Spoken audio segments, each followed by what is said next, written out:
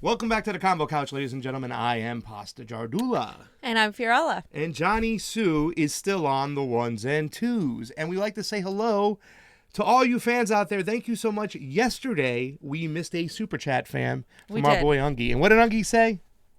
I'll let you do the honors because this is hilarious. He said that Elizabeth Warren's is about as grassroots as she is Cherokee. Elizabeth Warren's campaign is about as grassroots as she is Cherokee. Yeah, and I wanted to point out, I don't know if you guys saw, but Tina Berg tweeted this picture on Twitter that had Elizabeth Warren claiming Native American ancestry on her record. It says there Native American when you pick, the race, and then on top of that, the law school she was at or the university she was at considered her a woman of color, and they said we haven't had very many women of color here, and I was just like, what? What? Yeah, there it is, Johnny. I've had to put white on some of these applications because as a Latin American, it's an ethnicity, not a race. So technically, yes, by race, it is. I have to choose white. And the fact that Elizabeth Warren gets to put Elizabeth Warren, she's not a woman of color. Anyway, this is identity politics, and I really don't like it. But it's just you know what I hate? That the Democratic establishment uses identity politics when it suits them, and they completely ignore it when it doesn't. Like in the instance of Tulsi Gabbard, they ignore the fact that she's a woman of color. She might as well be like the whitest person on earth because they really don't. But when it's Elizabeth Warren, oh yeah, like. She's Native American, and she never did anything for this people. It's not like she was part of the culture either. Yeah. She appropriated the culture. She didn't go to Standing Rock. She didn't stand with them. And that's one of the biggest things, It just feels wrong to me. If you really wanted to stand up for Native Americans, you should have been at Standing Rock. There was one candidate who was there. We do have some super chats here real quick because we got to dump into some stuff because, fam, she's got to go do some stuff. Since we've had these super chats, you have been so generous over on the MCSC network and on the CONVO Couch YouTube now. Monetized, and thank you to our patrons. We love you guys for helping us out. The more you give us, the more we do, and we got a lot of plans on the boards for this year. Super Chat says dance monkey dance, talking about our intro with the monkey and all that other stuff. It's great, but this other super chat I want to talk about because it leads right into the next topic.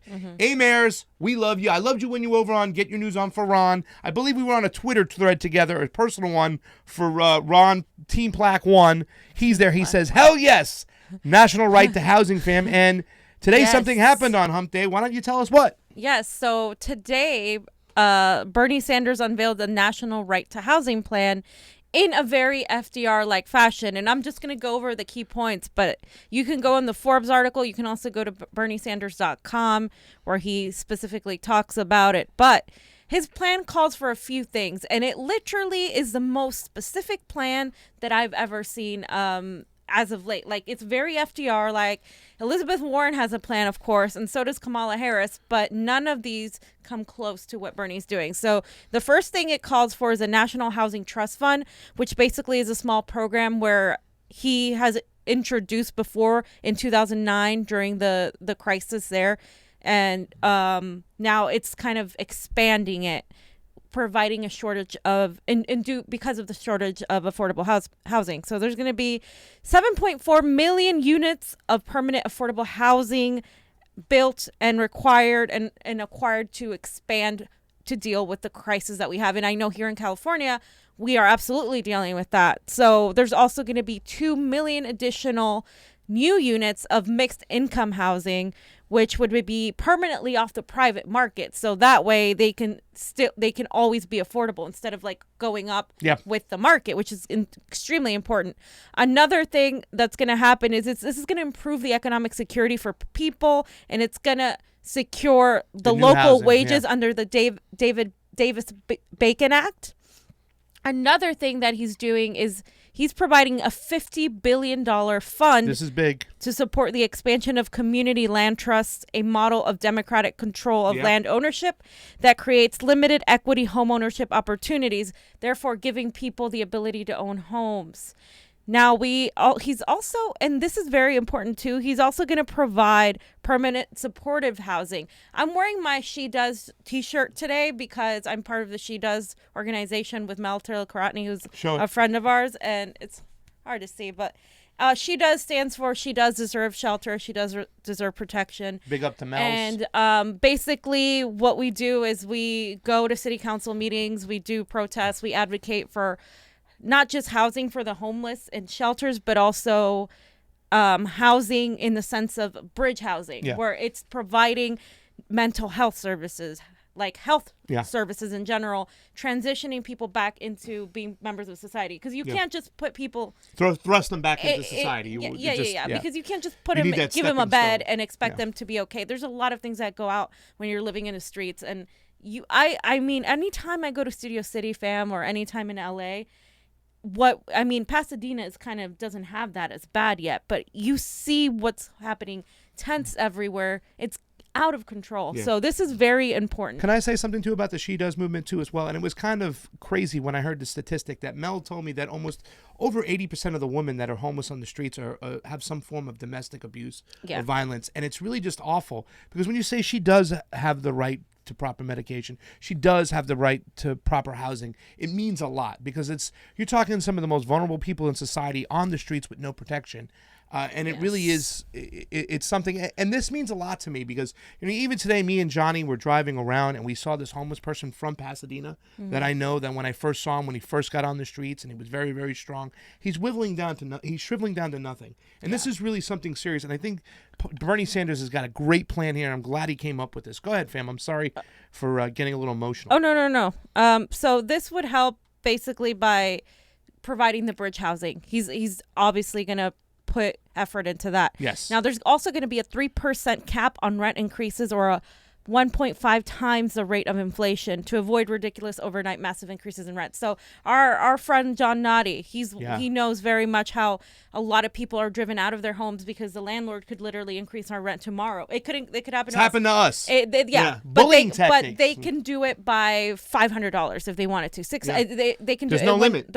When there's no rent control, and because Proposition 10 didn't pass, they could do it at any given time. And some people are driven out their houses by that. Can I tell you what we happen? And these are the bullying tactics that happen. We don't have rent control in our area. We're on a month-to-month lease. It's set up that way. So we call and we say, hey, we have a leak in the front of the house. We would like you to come out and fix it. She immediately raises our rent. So then she creates this culture of anything's broken, don't call to get it fixed because I'll raise your rent. Now, that done to us sucks. But imagine it being done to poor people who, might have a problem with their water issue or whatnot. They'll be afraid to call because they'll get their rent raised and they'll be out in the streets. If they lost their job. So this culture needs to stop. Yeah, absolutely. So all of this is very important because a national a just cause eviction law is another thing that would help. And that's what Bernie Sanders is talking about. So this one would give tenants the right to renew their lease if they did not break the rules. And it would also give them legal protection against evictions and retaliatory rent increases, which is this is exactly what we're talking about. This is what we would like here, what we need, because there are predatory landlords that do this, that exploit people because they know they can't fight back. Over 1 million tenants in public housing would receive $70 billion in investment funds to promote rehabilitation and maintenance. So to the small tenants that aren't, that are simply struggling themselves to pay the high cost of land here, let's say in a place like California, it would also help them to fix these apartments so these people could live in better conditions. So it's all connected. It's not just one thing. It's not just rent control. It's all of these things that have to happen for all of this to be done. And that's something that, here's what I'm saying, Bernie Sanders understands that there's a business out there, that we still do live in a capitalist system. So giving some incentive to the owners, like, hey man, I'll meet you halfway. I'll get you $10,000 for repairs that will cost you $20,000, but it would only cost you $10,000. Now you're going to increase the property value of your place. A little help from Uncle Sam, the people's taxes, and it's a win-win situation. So that's why I like a move like this. When there's money to help for improvements for everything, and maybe they'll concentrate on hey man, you could fix the foundation. We're going to spend a lot of money and time fixing the water to make sure that there's clean, accessible water for your tenants. And in coalition with that, Pasta, the Green New Deal plays a part in this as well. So the buildings would be decarbonized and turned into resiliency centers with the highest standards of energy efficiency and also be accessible to public transportation. So they're not just going to build them anywhere. They're going to build them in places where people don't have to necessarily have a car. And in places like LA where, traffic is horrible, we need to improve the public transportation. Again, this is all little pieces coming together as part of a big plan. Can I also say something about briefly? We have a fan of ours, a subscriber, someone who follows us, someone we talk back with. She got sick from black mold. There's situations in these buildings where they have black mold, where things are so ignored. You know what I'm saying? They're not checked upon, whatnot. When you talk about the decarbonization of these buildings and making sure that they're healthy living situations, it's important because it's being shunned, it's being pushed aside. So it's something that we have to pay attention to. Once again, Bernie Sanders, when it comes to this stuff, the Burn Man is the man. Sorry. Yeah, these are all reminiscent of FDR policies, wheelhouse. but he's also going to do a couple things to prevent some of the fallouts that happened with FDR. So the Faircloth Amendment would also be repealed, which means this is going to allow public housing authorities to expand their housing stocks beyond levels from the 1990s, and public agencies would be able to receive housing trust funds to expand their housing stocks, ending the decade-long program of decline and disinvestment from publicly owned housing. So that is going to help also economically. He's looking at this also at the whole structure of the housing market too, not just like rent control. Like obviously there are more issues that kind of are talking to these real estate developers in a way, kind of like saying, hey, look, everybody benefits from all of this, not just the people that I'm trying to help, but obviously the people, they can't exploit them either. This is kind of like a stop at like exploitation too. He also is really, when you talk about both sides and stuff like that, he's not just this whole kind of socialist mentality that he's just going to take care of poor people at the expense of everybody else. He's also trying to lift both sides up so both get on board and we get this done quickly, efficiently, and make some serious changes for the homeless, because 600,000 people on the streets right now is sick. It's disgusting in the most richest nation on the planet. Right. And also like the way they're putting spikes everywhere to prevent them from doing anything. There's a couple pictures I wish I had now, but that where they're doing that everywhere. So there's also these new social housing units are going to have federal preemption of local exclusionary restrictions on land use. So this is exactly what I'm talking about here. This is going to avoid the Green New Deal's failure of segregated housing, because when FDR did this, a lot of African Americans, it created more of a segregated community, this is why we had like the ghettos. This is why we had like those places that were predominantly African American, Black communities versus the white community. So this effort is going to stop that, and it's going to have these integrated homes in exclusionary neighborhoods, and then a new independent regulator on fair housing would break down the walls of segregation and discrimination in it. So basically what's happening now is that people the way these people build, they segregate people according to the rich. They're racially segregated. Most of the time, from the poor. So this is part of it. And I think it's very wise he's doing that, because obviously, Pasta, he gets criticized a lot for not having enough plans regarding reparations and regarding the Black community. And I think this actually shows that he's actually paying attention to that. I want to make sure people get on over to the Rockfin, RAKFIN. That is one of the new platforms we're using. So is Graham Elwood.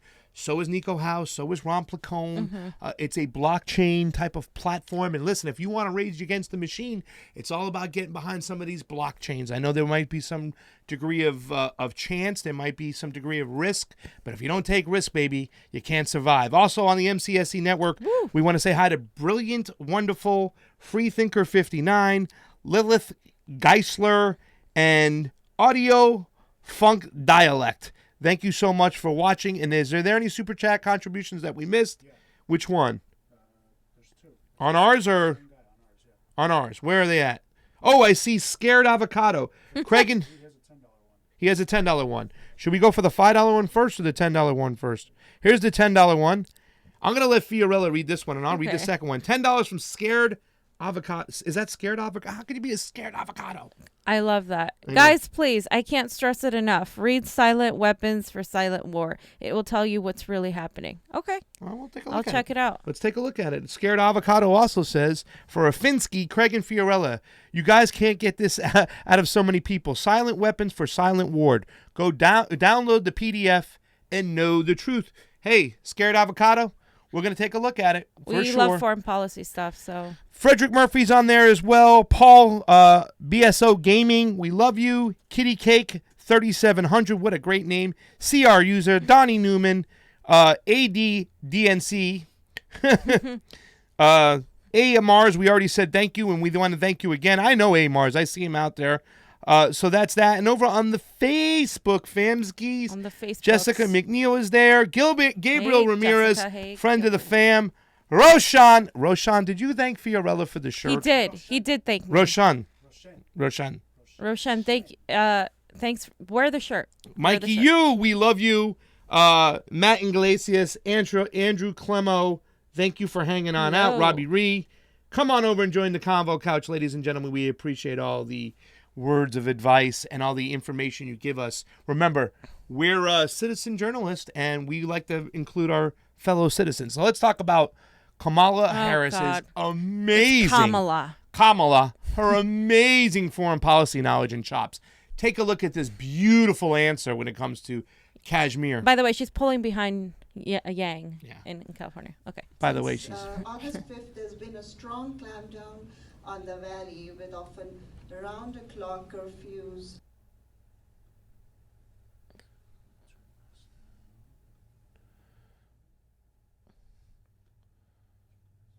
Hold on a second. It's a come.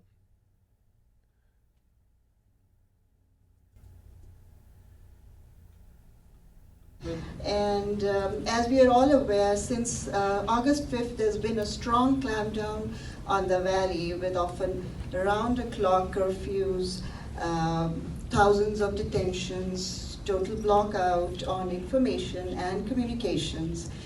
I personally and my other Kashmiri friends have not been able to speak with our parents, brothers, sisters, other important family members.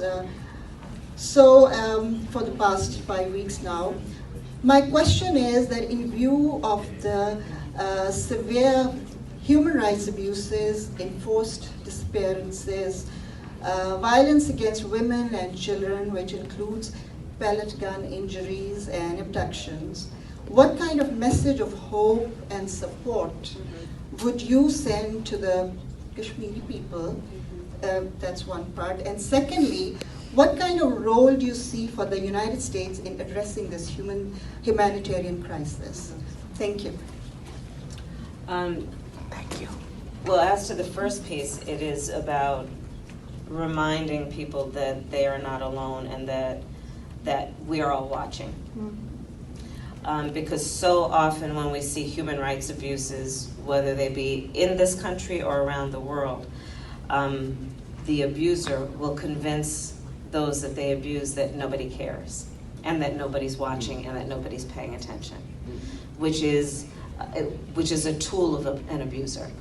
And so that is part of what I would say. We are watching. The second piece of it is, there is a lot that needs to happen. First of all, under this administration, they have decimated the State Department. Decimated it. And so, as an example of that point, there is currently no ambassador to Pakistan. And that needs to be addressed. Because if the United States in any meaningful way will have any influence on what is happening in Kashmir, we need to have a representative who can be on the ground, as it relates to the president's responsibility as commander-in-chief. Maybe because most of my career has been spent and focused on keeping people safe, I take that component of the job very seriously. And the commander-in-chief must always have as her highest priority our nation's security and the security of the homeland, but also leading with our values. And part of the values of who we are as a nation is that we speak out about human rights abuses, and where appropriate, we intervene. So that is how I would lead as Commander-in-Chief. With that as a value, that would be an important value with which I would lead, and immediately restock the State Department, understanding that one of the greatest strengths that we have then, and that the Commander-in-Chief has, is the ability to lead with a strong diplomatic corps that can then become involved in a way that allows us to be informed in our engagement. So that's how I would deal with it. Thank you. Okay. Thank you. You There know, she goes. Fam, I think that was one of the most lamest answers I've ever heard in my friggin' life. The woman knows nothing about foreign policy. And would you be surprised that she found a way to bring Donald Trump into this? Well, yeah, that's her go-to. I mean, that's all her go. And the fact that she's Indian and she knows nothing about Kashmir, nothing whatsoever. When we asked Tulsi that question, a lot different answer. She said, we got to consider this. She obviously had an idea about what's going on. Kamala Harris is the worst candidate on that stage. I keep saying it. We've done videos on this. She has zero foreign policy chops whatsoever, fam. And she Lead with our values, fam. She basically took the question and made it into like a domestic abuse situation instead of a geopolitical understanding, that which she should have if she's running for president. I mean, it was a really bad answer, regardless of how I feel about her. I mean, it was just a bad answer. Yeah. And then in addition to that, she used very pro-war words like, we are going to intervene. Again, the United States has to stop being the police of the world. The majority of Americans agree with it. The majority of Americans want us to focus here on our domestic issues, like what Bernie is proposing. Like, people are in the streets. People are having to work 4 jobs to sustain themselves. Why are we going to intervene and tell another country how to run their country and their people if we can't even run our own? Yeah. And so to use that sort of pro-neocon, pro-neoliberal military-industrial complex type of language is concerning to me, and I wouldn't want her anywhere near that, because she would probably appoint someone that's very pro-war themselves, and because she doesn't know any better, she would just sit back and not have any control. So obviously I don't think she's a threat, though, Pasta.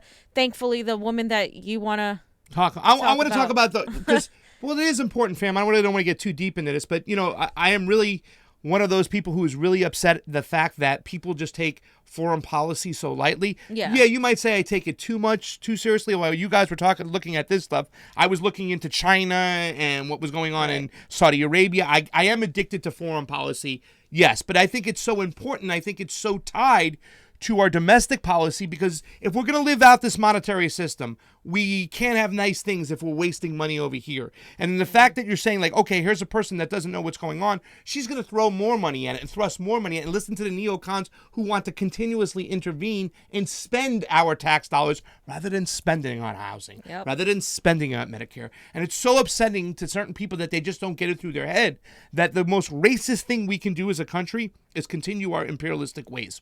Especially when it comes to like Venezuela. Because black and brown people are the ones that pay the price worldwide. A lot of indigenous people too. You know what I'm saying? Like, and they are people of color, especially when it comes to Venezuela. Okay? And the fact that these candidates don't even understand what a sanction is. Like, I mean, Bernie has an idea about what's going on. Like I said, Bernie's ready to the best. But let's look at somebody who knows the best on foreign policy. And I just want to start off by saying too, fam, because I think this is something new to Johnny. We talked about it, but we experienced this in 2016. The way that progressives had to go on Fox just to get some airtime because MSNBC and CNN wasn't providing it. Take a look at a person who knows about some foreign policy. Tweet. All right. He has not responded to your allegations or even tweeted a response. But what you did say is, I've never engaged in hateful rhetoric against you or your family, never will. But you're offering our military assets to the dictator of Saudi Arabia to use as he sees fit is a betrayal of my brother and sisters in uniform who are ready to give our lives for our country, not the Islamist dictator of Saudi Arabia. The question I have for you then, Congresswoman, if you become president of the United States, and Saudi Arabia were attacked like it was here, and apparently by Iran, would you not intervene? I would do what's in the best interest of our country. And as a soldier, I see these things very clearly, seeing what is our goal? What is our objective? And as it relates to Iran, we have two primary objectives. Number one is to make sure that Iran is no longer moving forward towards increasing and building their nuclear weapons capability, as they currently are since the Iran nuclear deal was torn up. And number two, to prevent this all-out shooting war with Iran that it appears we are headed towards. This is important for two reasons. Number one is obviously we've got to make sure we're keeping the American people safe, keep that at the forefront. And we can accomplish these objectives by understanding and realizing that the current strategy has failed. It's not helping us achieve that objective, and therefore we need to re-enter the Iran nuclear agreement and get rid of these crippling economic sanctions that are continuing to escalate this war against Iran. Well, Iran has been doing this kind of stuff with or what? Okay. Yeah, Donald Trump is saying, he's already saying we're going to sanction Iran. Yeah. And sanctions are an act of war. He did put on new sanctions, too. He put on new sanctions on Venezuela. Mike Gravel said on Jimmy Dore's show, these sanctions, and he stopped Jimmy, and he was like, no, Jimmy, you have to understand this. Sanctions are an act of war. We are seeing all these multiple reports. We did reporting on the show the other day. 40,000 people will die, mainly indigenous children, in Venezuela due to our sanctions. That's sanctions that we are imposing. As we put sanctions on Iran, I understand that you might think that they're our enemy, and we're going to watch a little bit more of this video here as the neocons try to play their way up and just paint Iran as bad no matter what. But these sanctions are going to kill poor people in Iran, and it's not right. So I want to watch Neil Cavuto right here. Do you have anything to say, fam, before we watch this next part? No, I 100% agree with you. So check out Neil Cavuto, how he tries to paint this picture, and watch what Tulsi does.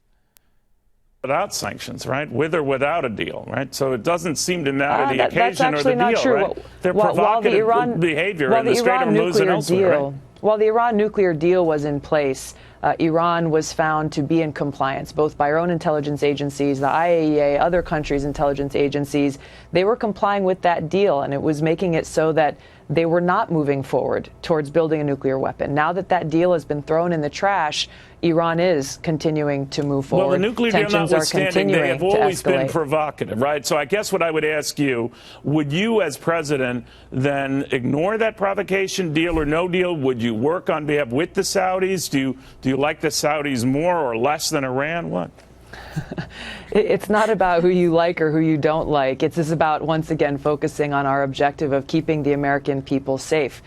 What has just happened and transpired over the last few days here didn't just pop up out of nowhere. So we can't look at this in isolation away from what has been happening over the last several months that really was kicked off by President Trump walking away from and throwing that nuclear deal in the trash, increasing crippling economic sanctions that are really hurting the people of Iran, most of all, designating their military as a terrorist organization, deploying more of our troops to the region. So there's a number of things that have pushed us all, the world, to this point where we are today. So let me ask you, do you recognize...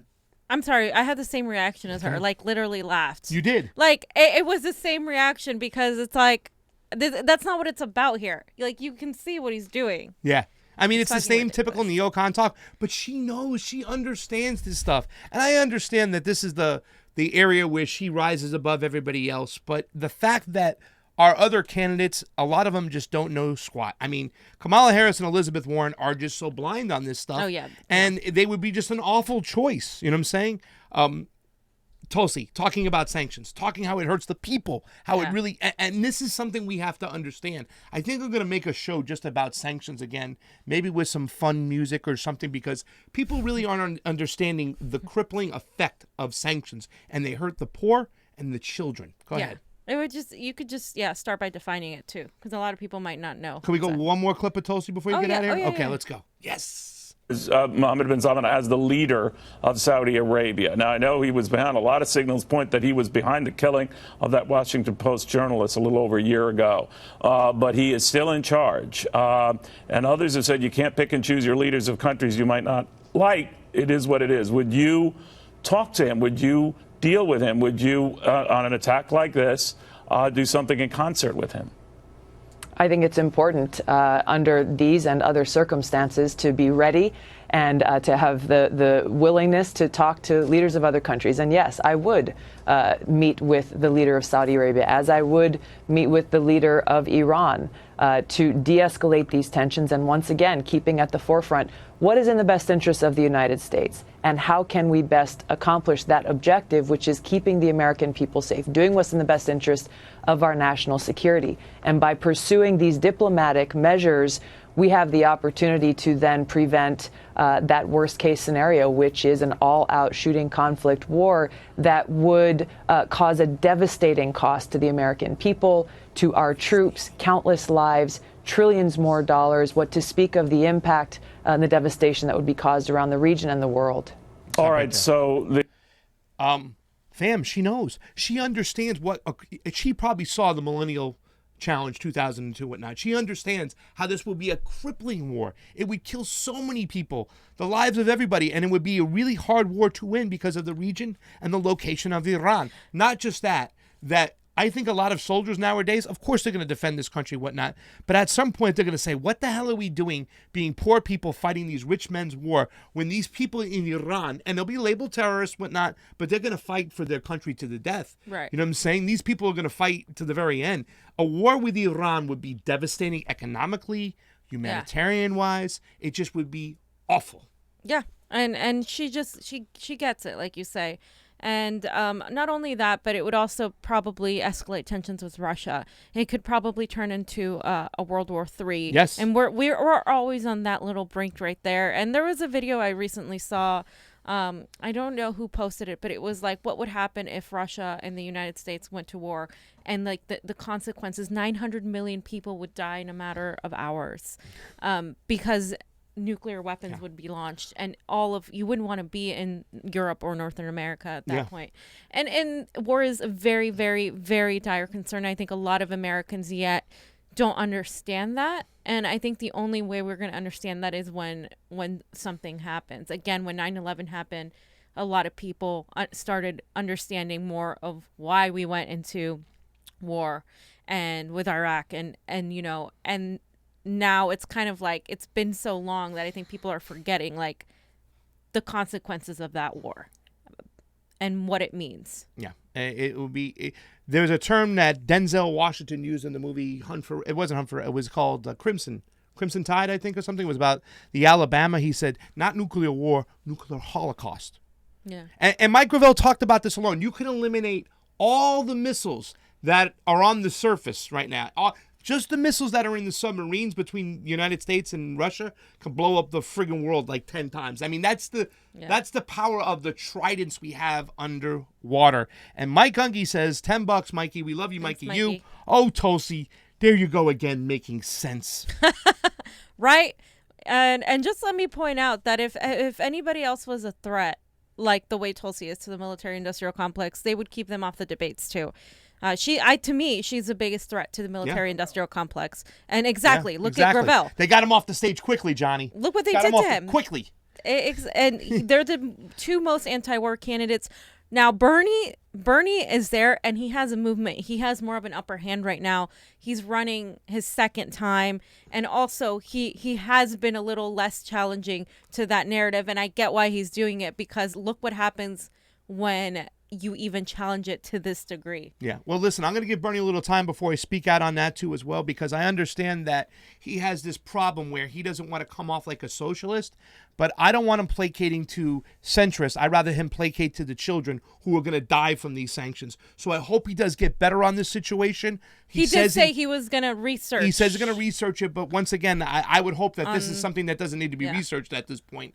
But to be fair, Bernie was the original OG. Him on the floor in Congress 80s. Talking about the way the CIA removed Mossadegh really opened my eyes to a lot of foreign policy. Yeah. And he was the number one. Remember when he said, "Who are you worried about? Iraq? Who are you worried about? Panama?"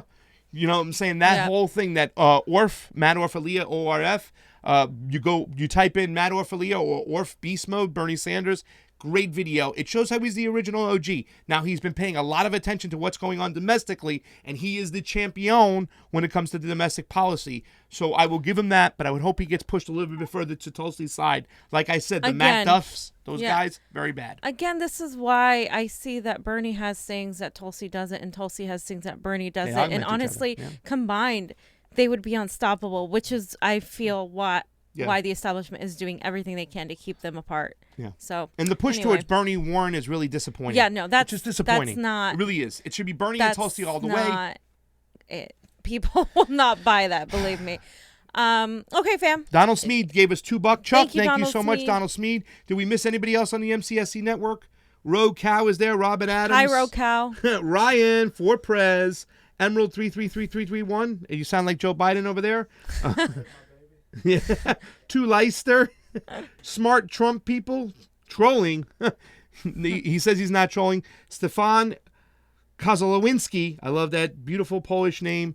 Mikey Yu, who gave us the $10. Thank you again. Mares, from the beginning, we love you. Michael Cruz. Some Michael Cruz. Paul BSO Gaming. We love our fams over there. Paul. Allison Irwin on the Facebook. Hi, Allison on the Facebook. Thank you so much. Fam, it's just Facebook, not the Facebook. Well, on the YouTubes and the Facebook, and the intranet. That's what we got. Johnny Sue, you got anything to get us out of here before I tell people to go over to the Rockfin?